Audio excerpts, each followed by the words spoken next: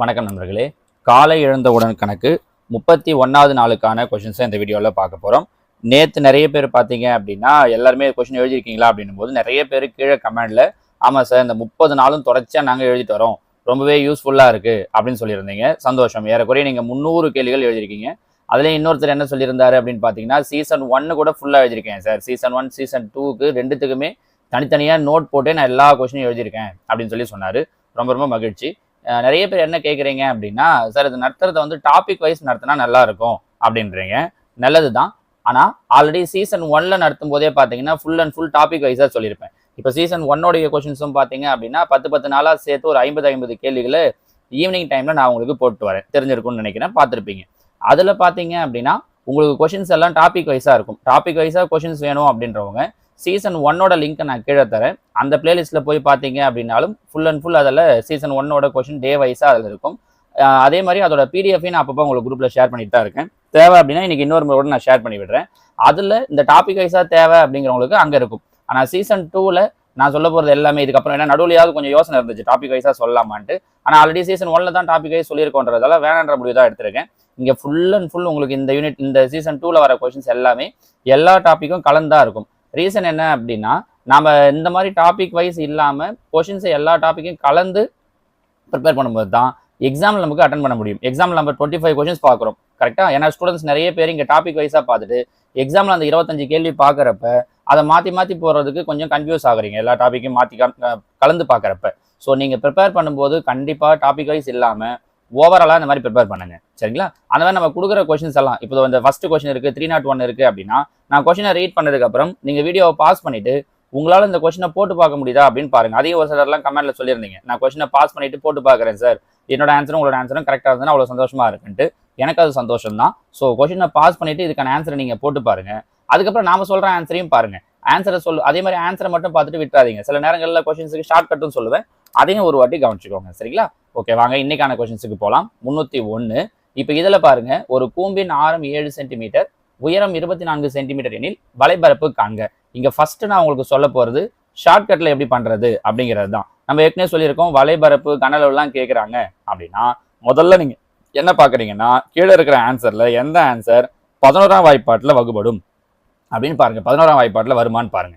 11ஆம் வாய்ப்பாட்டில் வர்றதுக்கு ஆல்ரெடி நம்ம நிறைய வாட்டி ரூல் சொல்லியிருக்கோம். என்ன சொல்லியிருக்கோம்? நம்பரில் 1 விட்டு ஒரு நம்பரை ஆட் பண்ணணும். 5 5 10, மீதி இருக்கிற நம்பர் இங்கே வெறும் 0 மட்டும்தான் இருக்குது, 0. இது ரெண்டுத்தையும் மைனஸ் பண்ணணும்.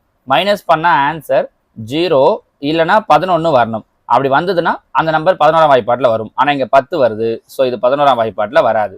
நெக்ஸ்ட் 2 0 2, மீதி இருக்கிற நம்பர் 9. 2ல் 9 போயிடுச்சுன்னா 7 இல்லை -7, இது 11ஆம் வாய்ப்பாட்டில் வராது. இங்கே 3 0 3, 6, 3ல் 6 போயிடுச்சுன்னா 3, இதுவும் 11ஆம் வாய்ப்பாட்டில் வராது, கரெக்டா? அப்போ கண்டிப்பாக இதுதான் ஆன்சராக இருக்கும்னா டி தான் ஆன்சராக இருக்கும். பாருங்க, 5 0 5, 5 நடுவில் 5 மட்டும்தான் இருக்குது. 5ல் 0 போயிடுச்சுன்னா 5ல் 5 போயிடுச்சுன்னா 0. ஸோ நம்ம சொன்ன மாதிரி 0 இல்லைனா 11 வரணும், 0 வருது. அப்போ கண்டிப்பாக இது 11ஆம் வாய்ப்பாட்டில் வரும். அப்போ இந்த கேள்விக்கான ஆன்சர், அதாவது அந்த பூமியினுடைய வலைபரப்பு கண்டிப்பாக என்னவா தான் இருக்கும்னா 550 சென்டிமீட்டர் ஸ்கொயராக இருக்கும். முடிஞ்சு பாருங்க. நீங்கள் ஃபார்முலாவில் போட வேண்டாம். ஏன்னா சிலருக்குலாம் இன்னமும் ஃபார்முலா ஞாபகம் வச்சுக்கிறதுலாம் கஷ்டமாக இருக்கும் இல்லையா? அவங்களாம் இந்த ஐடியா ரொம்ப ரொம்ப யூஸ் ஆகும், சரிங்களா? இருந்தாலும் நான் உங்களுக்கு ஃபார்முலா சொல்லிடுறேன் பாருங்க. வலைபரப்பு கேட்டிருக்காங்க. பூமியின் வலைபரப்புக்கு என்ன ஃபார்முலா சொல்லியிருக்கோம்? πr/l. சார் அதான் இவ்வளோ ஷார்ட்கட்டில் சொல்லிட்டீங்களே, எதுக்கு சார் எனக்கு ஃபார்முலா அப்படின்னா, 2 ஆன்சர் 11ஆம் வாய்ப்பாட்டில் வந்துட்டா என்ன பண்ணுவீங்க? 550 கொடுத்துருந்தாங்க. இதே மாதிரி இன்னொரு ஆன்சர் 660 கொடுத்துருந்தாங்கன்னா அப்போ என்ன பண்ணிருப்பீங்க? இதுவும் 11ஆம் வாய்ப்பாட்டில் வருமே, சரிங்களா? ஸோ அந்த மாதிரி நேரத்தில் உங்களுக்கு ஃபார்முலா தான் யூஸ் ஆகும். அதனால் வெறும் ஷார்ட்கட்டை மட்டும் தெரிஞ்சு வச்சுக்கிட்டு அதோட விட்டுறாதீங்க, சரிங்களா? ஷார்ட்கட்டில் முதல்ல அப்ளை பண்ணி பாருங்க. ஒரு ஆன்சர் தான் வருதுன்னா முடிச்சுட்டு அடுத்த கேள்விக்கு போயிடுங்க, சரியா? ஓகேங்க, பாருங்க. பையுடைய வேல்யூ 22/7 இன்ட்டு ஆரம் எவ்வளோ கொடுத்துருக்காங்க? 7 சென்டிமீட்டர் இன்ட்டு ஏற்கனவே சொல்லியிருக்கோம் எல்லுங்கிறது சாய் உயரம், ஆனால் இங்கே கொடுத்துருக்கிறது உயரம். எல்லுங்கிறது இங்கிலீஷில் என்ன சொல்லுவாங்க அப்படின்னா ஸ்லாண்ட் ஹைட் அப்படின்னு கொடுப்பாங்க, சரிங்களா? இங்கே ஹைட் தான் கொடுத்துருக்காங்க. ஸ்லாண்ட் ஹைட் கண்டுபிடிக்க ஃபார்முலா என்ன சொல்லியிருக்கோம்? L² = R² + H². அப்போ இங்கே பாருங்க, ஆரம் 7 சென்டிமீட்டர், ஸோ 7² 49, உயரம் 24 சென்டிமீட்டர், 24² 576, ரெண்டுத்தையும் கூட்டினா 625. அப்போ L²ங்கிறது 625னா L 625ங்கிறது எதோட ஸ்கொயர்? 25ஓட ஸ்கொயர். அப்போ எல்லுடைய வேல்யூ 25. பாருங்க, 7 7 கேன்சல் ஆகிடும். 22 25 பெருக்கணும் அப்படின்னா 550. நம்மளோட ஆன்சர் வந்துருச்சா? சரிங்களா? இது மெத்தடாக போட்டு சொல்கிறது. மெத்தடா போடும்போது எல் கண்டுபிடிக்கவும் ஃபார்முலா தெரிஞ்சிருக்கணும். அது கண்டுபிடிச்சு தான் கொண்டு வந்து அப்ளை பண்ண முடியும். நம்ம புரிஞ்சு முடியுதா உங்களுக்கு? சரிங்களா? ஷார்ட்கட்டையும் சொல்லியிருக்கேன், மெத்தடையும் சொல்லியிருக்கேன். சரியா? ஓகே. சப்போஸ் இதே கொஸ்டின்ல அவங்க கூம்பினுடைய கன அளவு என்னன்னு கேட்டிருந்தாங்கன்னா, கூம்போட கன அளவுக்கு நம்ம ஆல்ரெடி ஃபார்முலா சொல்லியிருக்கோம். ஃபார்முலா என்ன? 1/3 πr²h. நான் உங்களுக்கு கொடுக்கக்கூடிய ஃபர்ஸ்ட் ஹோம்ஒர்க் கொஸ்டின் இதுதான். கூம்புடைய கன அளவு என்ன? இது முதல் கேள்வி. ஃபார்முலாவே நானே சொல்லிட்டேன்.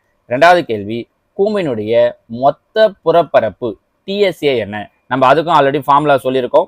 இல்லைனாலும் தேடுங்க. சரிங்களா? கூம்பினுடைய கன அளவுக்கு ஃபார்முலா சொல்லிட்டேன். நான் வேணா மொத்த புறப்பரப்புக்கு ஃபார்முலா சொல்லிடவா? ஏன்னா ஒரு சிலர் தேர்றதுக்கு கஷ்டப்பட்டீங்கன்னா நான் ஃபார்முலா சொல்லிடுறேன். உங்களால் அப்ளை பண்ண முடியுதான்னு பாருங்க.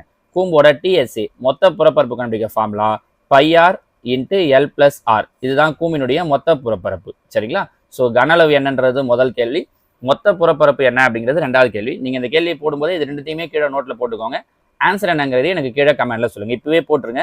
போட்டுட்டு கமெண்ட்ல ஆன்சர் என்னங்கிறத டைப் பண்ணிட்டு அதுக்கப்புறம் அடுத்த கொஸ்டினுக்கு வாங்க. சரிங்களா? கேள்வி எண் 302. ரூபாய் 800 என்ற தொகையானது 10% ஆண்டு வட்டியில் வருடத்திற்கு 2 முறை கூட்டு வட்டி கணக்கிடப்பட்டால் எத்தனை ஆண்டுகளில் அத்தொகை 926.10 மாறும்? இதுவும் அப்படிதான். கூட்டு வட்டியை பொறுத்த வரைக்கும் நம்ம ஒரு இடத்துல கூட ஃபார்முலா யூஸ் பண்ணியே இருக்க மாட்டோம். ஃபார்முலா யூஸ் பண்றோம்னா அது எவ்வளோ பெருசு போகும்னு உங்களுக்கே தெரியும். ஆனா ஃபார்முலாவே வேண்டவே வேண்டாம். ரொம்ப ஈஸியா சொல்லலாம் பாருங்க. இங்க பாருங்க, அமௌண்ட் எவ்வளவு கொடுத்துருக்காங்க? 800. 800 ரூபாய் அமௌண்ட் கொடுத்துருக்காங்க. கரெக்டா? எத்தனை சதவீத வட்டி வீதம்? 10% ஆண்டு வட்டி வீதம். ஆனா வருஷத்துக்கு 2 முறை கூட்டு வட்டி கணக்கு பண்றாங்க. அப்ப 2 முறைனா அரையாண்டுக்கு ஒரு முறைன்னு அர்த்தம். கரெக்டா? அரையாண்டுக்கு ஒரு முறைனா இந்த ஆண்டு வட்டி விதத்தை நம்ம பாதி ஆக்கிடணும். அப்ப எவ்வளவு சதவீதம் தான் வரும்னா 5% தான் வரும். இது ஆல்ரெடி நம்ம 2023 டிஎன்பிஎஸ்சி காம்பவுண்ட் இன்ட்ரெஸ்ட் கொஸ்டின்ஸ் போடும்போதே இதை நம்ம சொல்லியிருப்போம். கரெக்டாமா? ஸோ ஆண்டுக்கு 10%னா வருஷத்துக்கு 2 முறை. அப்ப அரையாண்டுக்கு ஒரு முறை கணக்கு பண்றாங்கன்னா 10ல் பாதி 5. அப்ப 5% என்னன்னு பார்த்தா போதும். கரெக்டா? இப்ப பாருங்க, 800.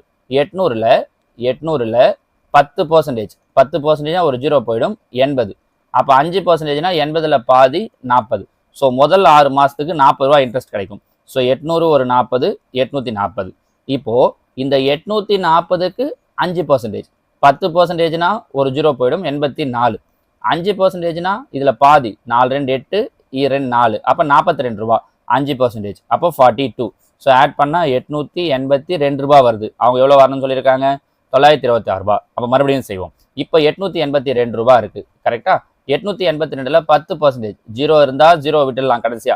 0 இல்லைன்னா ஒரு ஸ்தானம் தள்ளி புள்ளி வச்சுக்கணும். அப்ப 88.2 ரூபாய் அப்படிங்கிறது 2 அப்படிங்கிறது தான் 10%. கரெக்டா?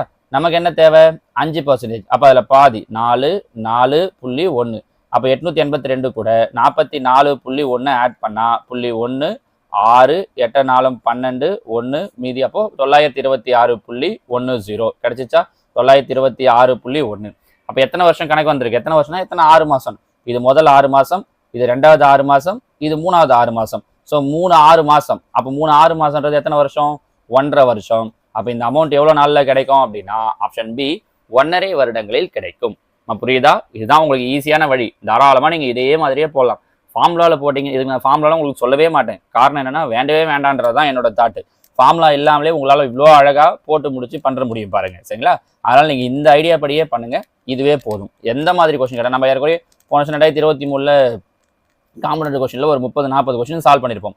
எல்லாமே ஃபார்முலா இல்லாம ஃபுல் அண்ட் ஃபுல் இதே ஐடியா வச்சுதான். நீங்க வேணா அதை எடுத்து பார்த்தீங்கன்னா தெரியும். இதுல ரொம்ப டஃப் கொஸ்டின்லாம் கேட்டா என்ன சார் பண்றது அப்படின்னா 2023 நம்ம ப்ரீவியஸ் இயர் கொஸ்டின் போட்டிருக்கோம் பாருங்க. அதை பார்த்தீங்கன்னா எவ்வளோ பெரிய டஃப் கொஸ்டினாக இருந்தாலும் ஃபார்முலா வேணான்ற முடிவுக்கு நீங்களே வந்துடுவீங்க. சரிங்களா? அடுத்ததா கேள்வி எண் 303. அசோக் 10,000 ரூபாயை ஆண்டுக்கு 8% என்ற வட்டி வீதத்தில் ஒரு வங்கியில் முதலீடு செய்துள்ளார்.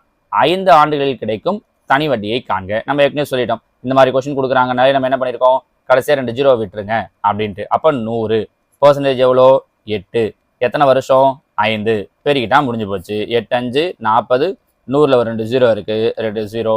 அப்போ அவருக்கு கிடைக்கக்கூடிய தனி வட்டி எவ்வளோ அப்படின்னா ஆப்ஷன் சி 4000. முடிஞ்சிச்சு பாருங்க. அவ்வளோதான், வேற எதுவுமே கிடையாது. சரியா? அடுத்ததா 304. அரிசியின் விலை அதன் உண்மை விலையை விட 20% குறைக்கப்பட்டால் ஒருவர் 770 ரூபாய்க்கு தான் வாங்க வந்ததை விட 3.5 கிலோ அரிசி அதிகம் வாங்க முடியும் என்றால் 1 கிலோ அரிசியின் உண்மை விலை என்ன? இது ஒரு டிஃப்ரெண்டான கொஸ்டின், ஒரு வித்தியாசமான கேள்வி. டிஎன்பிஎஸ்சியை பொறுத்த வரைக்கும் ரொம்ப ரேராக தான் இந்த மாதிரியான மாடல்லாம் அவங்க கொஸ்டின் கேட்குறாங்க. இதை நல்லா பார்த்து வச்சுக்கோங்க. ரொம்ப ரொம்ப இம்பார்ட்டன்ட். நிறைய பேருக்கு என்னன்னா நம்ம இதெல்லாம் நிறைய ப்ராக்டிஸ் பண்ணியிருக்க மாட்டோம் அப்படின்றதால இந்த கேள்வியை பார்க்குறப்ப எக்ஸாமில் எப்படி போகிறதுன்றது ஒரு ஐடியாவே இல்லாமல் போயிடும். சரிங்களா? அதனால் நான் சிம்பிளாக ஒரே ஒரு லாஜிக் உங்களுக்கு சொல்கிறேன் பாருங்கள். ஒரு பொருளுடைய ஒரு அரிசியின் விலை அதன் உண்மை விலையை விட 20% குறைக்கப்பட்டால் எவ்வளோ சதவீதம் குறையுது இல்லை அதிகமாகுதுன்றத நான் எக்ஸ்ன்னு வச்சுக்கிறேன். பெரும்பாலும் இப்படி தான் கொடுப்பாங்க. எத்தனை % அதிகமாகுது இல்லை குறையுதுன்ட்டுன்னு. 20% குறையுது. அப்படி குறையிறப்ப அவரால் எவ்வளோ ரூபாய் எடுத்துகிட்டு வந்திருக்காரு? 770 ரூபாய். இதை நான் ஒய்ன்னு வச்சுக்கிறேன். எவ்வளோ % குறையுது இல்லை அதிகமாகுதோ அதை நான் எக்ஸ்ன்னு வச்சுக்கிறேன். அவரால் எவ்வளோ ரூபாய் கையில் கொண்டு வந்திருக்காரோ அதை நான் ஒய்ன்னு வச்சுக்கிறேன். சப்போஸ் % குறைஞ்சதுன்னா ஒரு குறிப்பிட்ட கிலோகிராம் அதிகமாக வாங்க முடியும். % அதிகமாச்சுன்னா இங்கே குறையும். கரெக்டாக? அதனால் அது பிரச்சனை இல்லை. நமக்கு தேவை % குறையுதா அதிகமாகுதா அப்படிங்கிறது மட்டும்தான். ஓகே, இது எக்ஸ், அமௌண்ட் வந்து ஒய். அடுத்ததா எத்தனை கிலோகிராம் அதிகமாக வாங்குறாரு இல்லை கம்மியாக வாங்குறாரு அந்த வெயிட் இருக்கு இல்லையா, அதை நான் ஏன்னு வச்சுக்கிறேன். நீங்கள் வேறு ஏதாவது எடுத்து கூட வச்சுக்கலாம். எக்ஸ் ஒய் இசட்னு வச்சுக்கலாம். கண்டினியூவாக வேணான்றதால எக்ஸ் ஒய் இந்த வித்தியாசம் தெரிஞ்சுறதுக்காக இந்த அமௌண்ட் எவ்வளோ அதிகமாக வாங்குறாரோ, அமௌண்ட் மீன்ஸ் அந்த கிலோகிராம் எவ்வளோ அதிகமாகவோ இல்லை கம்மியாகவோ வாங்குறாரோ அதை ஏன்னு வச்சுக்கிறேன். இந்த 3 எழுத்து தான். அவங்க கேட்கறது அந்த அரிசியோடைய ஒரிஜினல் காஸ்ட் எவ்வளோ அப்படிங்கிறது தான். Original price of the rice தான் கேட்டிருக்காங்க இல்லையா. ரொம்ப சிம்பிளாக ஒரே ஒரு விஷயம் சொல்கிறேன் பாருங்கள். ஃபார்முலாவாக ஞாபகம் வச்சுக்கணும்னா இது ஃபார்முலா எக்ஸ் ஒய், இது ரெண்டுத்தையும் மல்டிப்ளை பண்ணுறோம். அதாவது 20ஐயும் 770ஐயும் மல்டிப்ளை பண்ணுறோம். சரியா? உங்களுக்கு புரிஞ்சுக்கிறதுக்காக நான் ஃபார்முலாவாக எழுதி காட்டுறேன். டிவைடட் பை % சொல்லியிருக்கோம் இல்லையா. எப்பவுமே % சொல்கிறோன்னா 100 கூட ப்ளஸ் பண்ணுவோம் இல்லைனா மைனஸ் பண்ணுவோம். 100 ± எக்ஸ். ப்ளஸ்ங்கிறது எப்போ யூஸ் பண்ணுவோம்னா % வந்து அதிகமாகுது, இவ்வளோ % அதிகமாகச்சுன்னாங்கன்னா ப்ளஸ், இவ்வளோ % குறைஞ்சதுன்னு சொன்னாங்கன்னா மைனஸ். இங்கே என்ன சொல்லியிருக்காங்க? குறைக்கப்பட்டால். அப்போ % குறையுது. அப்போ 100லேருந்து என்ன பண்ணணும்னா மைனஸ் பண்ணணும். எதை மைனஸ் பண்ணணும்? அந்த %. அப்போ 100 - 20 80. புரியுதா? ஃபார்முலாவாக சொல்லும்போது நான் 100 ± எக்ஸ்ன்னு சொல்லிடுறேன். நீங்கள் % அதிகமாச்சுன்னா ப்ளஸ், குறைஞ்சதுன்னா மைனஸ். அப்போ 100ல் 20 போயிடுச்சுன்னா 80 இன்ட்டு ஏ. ஏங்கிறது தான் இந்த சொன்னோம் இல்லையா, எத்தனை கேஜி அதிகமாகவோ கம்மியாகவோ வாங்கியிருக்காரோ அது. எவ்வளோ கேஜி அதிகமாக வாங்கியிருக்காரு? 3.5. இவ்வளோதாம்மா விஷயமே. நான் ஃபார்முலாவாக சொல்கிறதுக்கும் சொல்லிட்டேன், அதை எப்படி அப்ளை பண்ணுறதுனே சொல்லிட்டேன். நீங்கள் எந்த ஐடியாவை ஞாபகம் வச்சுட்டாலும் ஓகே தான். ரொம்ப சிம்பிளாக ஃபார்முலா தெரியணும்லாம் அவசியம் கிடையாது. ஃபார்முலானது நாம கிரியேட் பண்ணுறது தான். இதுன்னு ப்ரெஸ்கிரைப்டு ஃபார்முலாலாம் கிடையாது. சரிங்களா? என்னன்னா அவங்க சொன்ன % இன்ட்டு காஸ்ட் அது ரெண்டுத்தையும் மல்டிப்ளை பண்ணிடும். டிவைடட் பை % மைனஸ் பண்ணிடுறேன் இன்ட்டு அந்த கிலோகிராம் அரிசி எவ்வளவோ அதை மல்டிப்ளை பண்ணிக்கிறேன். இவ்வளோதான் மேலேயும் கீழையும். முடிஞ்சிச்சு பாருங்கள். கேன்சல் பண்ணால் வேலை முடிஞ்சது. 0 0 1 2 4 2 8. சரியா? இப்போ இங்கே அடிக்க முடியுமான்னு பாருங்கள். 5ஆம் வாய்ப்பாட்டில் அடிக்கலாம். அப்படி இல்லைனா ஃபஸ்ட்டு இந்த பாயிண்ட்டை மாற்றிடுங்க. எப்படி மாற்றுறேன்? மேலே ஏற்கனவே 770 இருக்கா, கீழே பாயிண்ட் இருக்குது 4 இன்ட்டு பாயிண்ட்டுக்கு அப்புறம் ஒரு டிஜிட் இருக்குது. அப்போ அதை 35 ஆக்கிறேன். கீழே ஒரு டிஜிட் தள்ளுறதால மேலே ஒரு 0 சேர்த்துக்கிறேன். இது தெரிஞ்சிருக்கும்னு நினைக்கிறேன். கரெக்டாக? மேலே என்ன பண்ணிடும்? ஒரு 0 சேர்த்துக்கிறோம். சரியா? இப்போ அடிங்க பார்க்கலாம். 5ஆம் வாய்ப்பாடு இல்லை 7ஆம் வாய்ப்பாட்டில் அடிச்சிடலாம், ஈஸியாக இருக்கும். 5 7 35. இங்கே அடிச்சிங்கன்னா 1 7 7 1 7 7 2 0. இப்போ 5ஆம் வாய்ப்பாட்டில் அடிங்க. 1 5 5. இங்கே அடிச்சிங்கன்னா 2 5 10 மீதி 1 2 10 0 220. இன்னும் முடியல. பையில் ஒரு 4 இருக்குது. எனக்கு இங்கே இடம்ன்றதால இங்கே போட்டேன். 4ஆம் வாய்ப்பாடு. 1 4 4. இங்கே அடிச்சிங்கன்னா 5 20 மீதி 2 5 20. எல்லாமே கேன்சல் ஆகிடுச்சா? அப்போ பேலன்ஸ் என்ன மட்டும்தான் நிற்குது? 55 மட்டும்தான் நிற்குது. ஸோ ஒரு கிலோகிராம் அரிசியுடைய விலை என்னவா இருக்கும் அப்படின்னா ரூபாய் 55. நம்ம புரிஞ்சுக்க முடியுதா? ஒன்றுமே இல்லை. ரொம்ப ரொம்ப ரொம்ப ஈஸியானது. சரிங்களா? பெரிய கஷ்டம்லாம் எதுவுமே இல்லை பாருங்கள். ஜஸ்ட்டு கேன்சல் பண்ணி ஆன்சரை சொன்னீங்க அப்படின்னா முடிஞ்சிச்சு. நம்ம புரிஞ்சுக்க முடியுதா உங்களுக்கு? சரிங்களா? இவ்வளோதாம்மா. அடுத்ததா கேள்வி எண் 305. ஒரு இரும்பாலான உருளை வடிவ தூணின் மேற்புறம் கூம்பு இணைந்துள்ளது. உருளையின் உயரம் 49 சென்டிமீட்டர், ஆரம் 6 சென்டிமீட்டர், மேலும் கூம்பின் உயரம் 14 சென்டிமீட்டர் எனில் தூணின் கன அளவு காண்க. சரிங்களா? இதுவும் ஒரு பெரிய கொஷின் தான் மெத்தடாக போடும்போது. ஆனால் ஆப்ஷன்லேருந்து போகிறதுக்கு நம்ம ஏற்கனவே ஒரு வழி சொல்லியிருக்கோம். என்ன சொல்லியிருக்கோம்? எதால் டிவைட் ஆகணும்? Divided by 11. இந்த இதில் எந்த நம்பர் 11ஆம் வாய்ப்பாட்டில் வருதுன்னு பார்த்தா போதும். இப்போ தான் ரூல் சொன்னோம் முதல் கேள்வியில். அதே ரூல் தான். 5 8 13 9 1 10. 13ல் 10 போயிடுச்சுன்னா 3. 11ஆம் வாய்ப்பாட்டில் வராது. 6 7 13 0 2 2. 13ல் 2 போயிடுச்சுன்னா 11. வரதுக்கான வாய்ப்பு இருக்குது. ஆன்சராக வர்றதுக்கு வாய்ப்பு இருக்குது. மீதியும் செக் பண்ணிடலாம். 7 1 8 0 2 2. 8ல் 2 போயிடுச்சுன்னா 6. 11ஆம் வாய்ப்பாட்டில் வராது. 8 5 13 4 1 5. 13ல் 5 போயிடுச்சுன்னா 8. 11ஆம் வாய்ப்பாட்டில் வராது. ஸோ மீதி இருக்கிறது எது மட்டும்தான்னா பி மட்டும்தான். அப்போ கண்டிப்பாக நம்மளோட ஆன்சர் என்னவா தான் இருக்கும்னா ஆப்ஷன் பியாக தான் இருக்கும். முடிஞ்சிச்சு. எக்ஸாமில் இந்த கொஷினை கேட்குறாங்கன்னா இதே மாதிரி ஆப்ஷன் கொடுத்துருக்காங்கன்னா சூஸ் பண்ணிவிட்டு நீங்கள் பாட்டுக்கு அடுத்த கொஷனுக்கு போயிடலாம். இது கரெக்டாகலாம் வெரிஃபை பண்ண வேண்டிய அவசியமே கிடையாது. ஆனால் இங்கே நம்ம வெரிஃபை பண்ண போகிறோம். ஏன்னா 2 ஆன்சர் முன்னாடி சொன்ன அதே காரணம் தான். 2 ஆன்சர் 16ஆம் வாய்ப்பாட்டில் வந்துச்சுன்னா போட்டு பார்த்து தான் ஆன்சர் சொல்ல முடியும். கரெக்டாக? ஸோ மெத்தடையும் சொல்லிடுறேன் பாருங்கள். ஒரு இரும்பாலான உருளை வடிவ தூணின் மேற்புறம் கூம்பு இணைந்துள்ளது. அதாவது கீழே உருளை இருக்குது, உருளைக்கு மேலே என்ன இருக்குது அப்படின்னா கூம்பு இருக்குது. சரி, உருளையின் உயரம் 49 சென்டிமீட்டர், உருளையினுடைய உயரம் 49 சென்டிமீட்டர், ஆரம் இதோட ஆரம் பார்த்தீங்கன்னா 6 சென்டிமீட்டர், மேலும் கூம்பின் உயரம் கூம்போட ஹைட்டு 14 சென்டிமீட்டர். இப்படி இருந்தால் தூணோட கன அளவு என்னன்னு கேட்டிருக்காங்க. தூணோட கன அளவுனா 2 ஷேப், உருளையினுடைய கன அளவு கூம்பினுடைய கன அளவு ரெண்டும் சேர்ந்தது. உருளையினுடைய கன அளவுக்கு என்ன ஃபார்முலா? πr²h ப்ளஸ் கூம்பினுடைய கன அளவுக்கு என்ன ஃபார்முலா? 1/3 πr²h. இது ரெண்டும் சேர்ந்தது தான். இது ரெண்டுலேயே எதனா வெளியே எடுக்க முடியுமான்னு பாருங்க. πr² எடுக்கல, ஏன்னா ரெண்டுலேயே பை காமன், ரெண்டுத்தோட ஆரமும் காமன் தான். உருளையினுடைய ஆரம் 6னா கூம்புடைய ஆரமும் 6 தான். அப்போ πr² எடுத்துட்டோம்னா பேலன்ஸ் இங்கே ஹெச் இருக்கும், ப்ளஸ் இங்கே 1/3 ஹெச்னு இருக்கும். பையுடைய வேல்யூ 22/7 இன்ட்டு ஆரம் எவ்வளோ கொடுத்துருக்காங்க? 6 சென்டிமீட்டர். அப்போ 6 × 6 × ஹெச். முதல்ல எடுத்துருக்கிறது உருளை, உருளையினுடைய ஹைட்டு 49 ப்ளஸ் 1/3 இன்ட்டு ஹைட்டு கூம்பினுடைய ஹைட்டு 14. கரெக்டா? அப்போ இங்கே பாருங்க 22/7 இன்ட்டு 6 36 இன்ட்டு இங்கே 3 எல்சிஎம் எடுத்தோன்னா 49 இன்ட்டு 3 147 ப்ளஸ் ஒரு 14 கூட்டினோம் அப்படின்னா 1 6 161/3. கேன்சல் பண்ண முடியுமான்னு பாருங்க. 1 3 3 1 3 3 2 3 6 1 7 7 7 14 3 21. அப்போது 22 இன்ட்டு 12 இன்ட்டு 23 மொத்தத்தையும் பெருக்கணும்னா நமக்கான ஆன்சர் என்ன கிடைக்கும்னா 6072 வரும். அந்த ஆன்சர் தான் நம்ம முதல்லயே சூஸ் பண்ணிட்டோம். நம்ம புரிஞ்சுதா? மெத்தடையும் தெரிஞ்சு வச்சுக்கோங்க, போட்டு வச்சுக்கோங்க. மெத்தடையும் கட்டாயம் கீழே போட்டு வைங்க, நோட்டில் கொஸ்டின் எழுதுறவங்க. லாஜிக் என்ன சொல்லியிருக்கோம்? 11ஆம் வாய்ப்பாட்டில் வரணும் அப்படிங்கிறதையும் திரும்ப திரும்ப திரும்ப எழுதுங்க. கன அளவு கேட்டிருக்காங்க, 11ஆம் வாய்ப்பாட்டில் வரணும், 11ஆம் வாய்ப்பாட்டுக்கான ரூல் இது அப்படின்ட்டு பென்சில்லையாவது ஒவ்வொரு கொஸ்டின்லையும் எழுதி வைங்க. அதை எழுதி வச்சிங்கன்னா தான் எக்ஸாமில் பார்க்கும்போது நம்ம இந்த இடத்துல இதை எழுதி வச்சிருக்கோம் அப்படின்னு உங்களுக்கு மைண்டில் ஞாபகம் வரும். சரிங்களா? அடுத்ததான் கேள்வி எண் 306.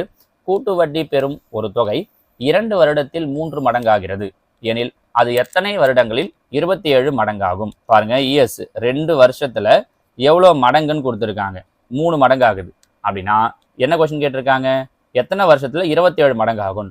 இது கூட்டு வட்டி. தனி வட்டிக்கு ஒரு ஐடியா சொல்லியிருப்போம், கூட்டு வட்டிக்கு ஒரு ஐடியா சொல்லியிருப்போம்.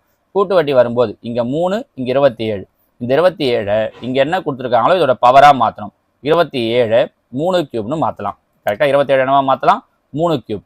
இந்த பவர்ல இருக்கிற நம்பர் அவங்க ஏற்கனவே சொன்ன வருஷம், இது ரெண்டுத்தையும் மல்டிப்ளை பண்ணிட்டா முடிஞ்சிச்சு. பவர்ல இருக்கிற நம்பரையும் ஏற்கனவே சொன்ன வருஷத்தையும். அப்போ 2யும் 3யும் பெருக்கிறேன். 2 × 3 3 6. அப்போ எத்தனை வருடங்கள்ல அது 27 மடங்கு ஆகும் அப்படின்னா 6 வருடங்கள்ல 27 மடங்கு ஆகும். இவ்வளோதான் முடிஞ்சிச்சு பாருங்க. நம்ம புரிஞ்சு முடியுது நம்ம சொல்றத.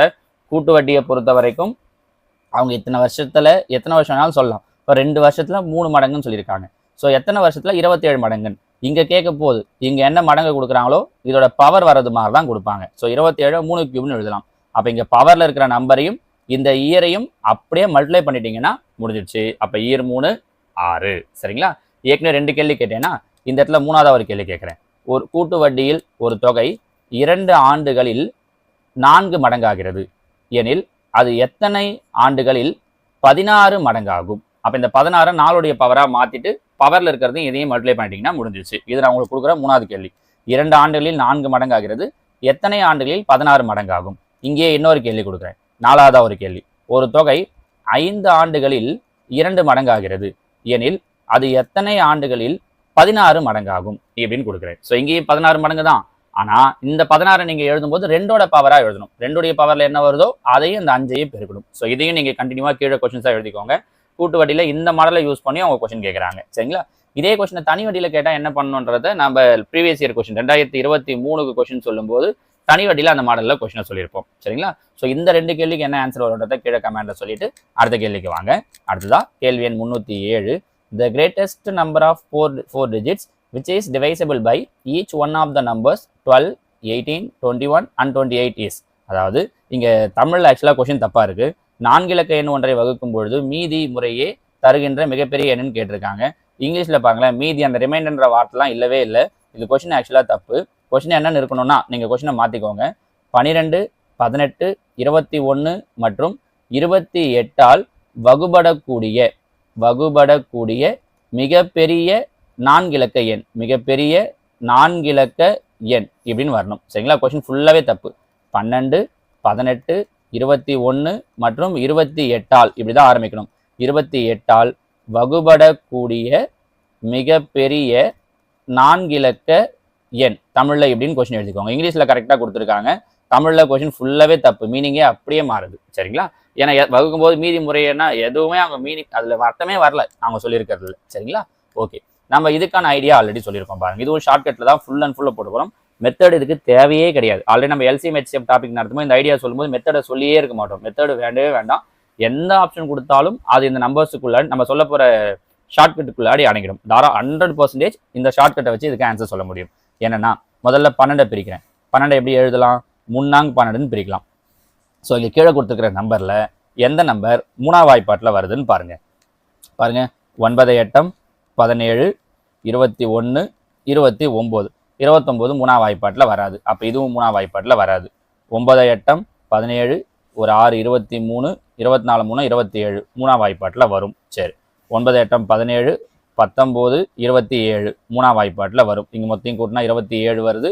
இங்கே மொத்தையும் கூட்டினா 27 வருது. அது எல்லாமே 3ஆம் வாய்ப்பாட்டில் வரும். சரியா? இங்கே 9 ஆரம் 15, 15 3, 18, 18 ஆரம் 24, 24 3ஆம் வாய்ப்பாட்டில் வரும். சரி, அப்போ ஒரு ஆன்சர் வராதுன்னு முடிவு பண்ணிட்டோம். ரைட்டா? அடுத்தது 12, 3×12 பிரித்து வச்சிருக்கோம். 3ஆம் வாய்ப்பாடு பார்த்துட்டோம். 3ஆம் வாய்ப்பாடு முடிஞ்சிச்சு. 4ஆம் வாய்ப்பாட்டுக்கு வரும். இப்போ இது கிடையாது, ஆப்ஷன் ஏ கிடையாதுன்றதால இதுக்கப்புறம் அதை பற்றி கேர் எடுக்க வேண்டாம். 4ஆம் வாய்ப்பாட்டில் வரணும்னா கடைசி 2 நம்பர் 64 4ஆம் வாய்ப்பாட்டில் வரும், 28 4ஆம் வாய்ப்பாட்டில் வரும், 36 4ஆம் வாய்ப்பாட்டில் வரும். ஸோ இதுவும் 4ஆம் வாய்ப்பாட்டில் வருது, இதுவும் வருது, இதுவும் வருது. 4ஆம் வாய்ப்பாடு முடிஞ்சிடுச்சு. அடுத்து 18க்கு வருவோம். 18 எப்படி பிரிக்கலாம்? 9, 2, 18ன்னு பிரிக்கலாம். ஸோ நம்ம 9ஆம் வாய்ப்பாடை பார்க்க போகிறோம். இது மொத்தையும் கூட்டினா 27 வந்துச்சு. 27 9ஆம் வாய்ப்பாட்டில் வரும். இது மொத்தையும் கூட்டினா 27 வந்துச்சு. 27 9ஆம் வாய்ப்பாட்டில் வரும். இது மொத்தையும் கூட்டினா 24 வந்துச்சு. 24 9ஆம் வாய்ப்பாட்டில் வராது. அப்போ இது 9ஆம் வாய்ப்பாட்டில் வராது. முடிஞ்சிச்சா? அப்போ 9ஆம் வாய்ப்பாடு முடிஞ்சிச்சு. இன்னொரு ஆன்சர் கிடையாதுன்னு முடிவுக்கு வந்துட்டோம். மீதி 2 இருக்குது. 2ஆம் வாய்ப்பாடு 64, இது 28 ரெண்டுமே 2ஆம் வாய்ப்பாட்டில் வரும். அப்போ அது பிரச்சனை இல்லை. அடுத்த நம்பர் 21. 21 எப்படி பிரிக்கலாம்? 7 3 21ன்னு பிரிக்கலாம். இல்லை 3 7 21. ஆல்ரெடி நம்ம 3 தான் செக் பண்ணிட்டோமே, அதனால் விட்டுருவோம். 3 7 21. 7ஆம் வாய்ப்பாட்டில் இந்த 2 நம்பரை செக் பண்ண போகிறோம். 98 64 7 செக் பண்ணுறேன். 1 7 7, மீதி 2. 4 7 28, 6 வராது, 0. அப்போ 64, 7 9 9 7 63, மீதி 1 வருது. மீதி வரக்கூடாது. அப்போ இதுவும் ஆன்சர் கிடையாது. கண்டிப்பாக இதுதான் ஆன்சராக இருக்கும். வேணா டிவைட் பண்ணி பாருங்க. 98 28, 1 7 7, மீதி 2. 4 7 28, 2 வராது, பக்கத்தில் சேர்த்துக்கிறோம், 0. 4 7 28, மீதி இல்லாமல் வகுப்பட்டுருது பாருங்க. அப்போ ஆன்சர் ஆப்ஷன் சி 98 28. முடிஞ்சு பாருங்க. சொல்லி தரும்போது நிறைய சொல்றது மாதிரி இருக்கும். ஆனால் லாஜிக் ரொம்ப ரொம்ப ரொம்ப சிம்பிள். சரிங்களா?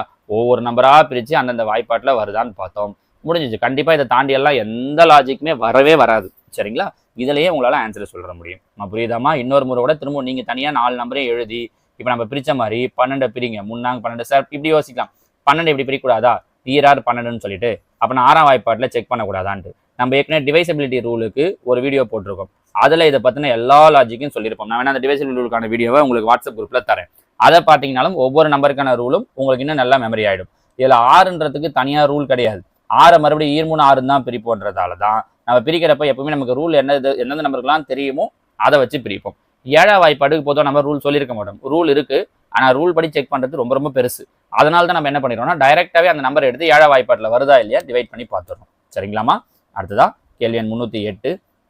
இரு எண்ணின் மீப்பெரு பொது மடங்கு 16, மீச்சிறு பொது மடங்கு 160, 32 என்பது ஒரு எண் எனில் மற்றொரு எண். இது தெரியும்ல, எல்சிஎம் கொடுத்துட்டாங்க, ஹெச்சிஎஃப் கொடுத்துட்டாங்க. ரெண்டுத்தையும் பெருக்கிட்டு சொன்ன ஒரு நம்பர் 32, அதால டிவைட் பண்ணிட்டா முடிஞ்சிச்சு. எல்சிஎம் ஹெச்சிஎஃபையும் மேலே வச்சுக்கிறோம், சொன்ன நம்பரை கீழே வச்சுக்கிறோம். கேன்சல் பண்ணுறேன். ஒரு 16 16, ஈர் 16 32. அப்படியே பார்த்தோன்னே தெரியுதுல, அதனால அப்படியே கேன்சல் பண்ணிட்டேன். 1 2 8 2 16, 0 அப்படியே வச்சுக்கிறேன். அப்போ இன்னொரு நம்பர் என்னவா இருக்கும் அப்படின்னா ஆப்ஷன் பி 80ன்னு இருக்கும். முடிஞ்சிச்சா? அடுத்ததா கேள்வி எண் 309. இதுவும் ஒரு வித்தியாசமான கேள்வி பாருங்க. 10 × 5 × 2 சென்டிமீட்டர் அளவு கொண்ட செவ்வக வடிவ மரப்பலகையில் இருந்து 7 சென்டிமீட்டர் உயரம் 3 சென்டிமீட்டர் ஆரம் கொண்ட கூம்பு வெட்டி எடுத்து செய்யப்படுகிறது. எனில் எத்தனை சதவீத மரக்கட்டை வீணாகும்? முதல்ல பாருங்க, அது செவ்வகம்னா இது கனச்செவ்வகம், ஏன்னா லென்த்து பிரெத்து ஹைட்டு கொடுத்துருக்காங்க. அப்போ இதோட கன அளவு கண்டுபிடிக்கிறேன், L into B into H. So 10 into 5 into 2 2 10 அப்படின்னா எவ்வளோ கிடைக்குதுன்னா 100ன்னு கிடைக்குது. கரெக்டா? கூம்பு ஏன்னா கூம்பு தான் வெட்டி எடுக்கிறாங்க. கூம்போட கனளவு, கூம்புடைய கனளவு 1/3 πr² ஹெச். அப்போ 1/3 இன்ட்டு பையுடைய வேல்யூ 22/7 இன்ட்டு r². ஆரம் எவ்வளோ கொடுத்துருக்காங்க? 3 சென்டிமீட்டர். 3 இன்ட்டு 3 இன்ட்டு ஹைட் எவ்வளோ கொடுத்துருக்காங்க? 7 சென்டிமீட்டர். அப்போ 7 3 3 கேன்சல் ஆகிடும். 7 7 கேன்சல் ஆகிடும். 22 இன்ட்டு 3 66. பாருங்க, 100 66. அப்போ 100லேருந்து 66 மைனஸ் பண்ணோன்னா 34% வீணாகும். இங்கே நல்லா கவனிச்சுக்கோங்க, மேலே 100ன்னு வந்துருச்சு.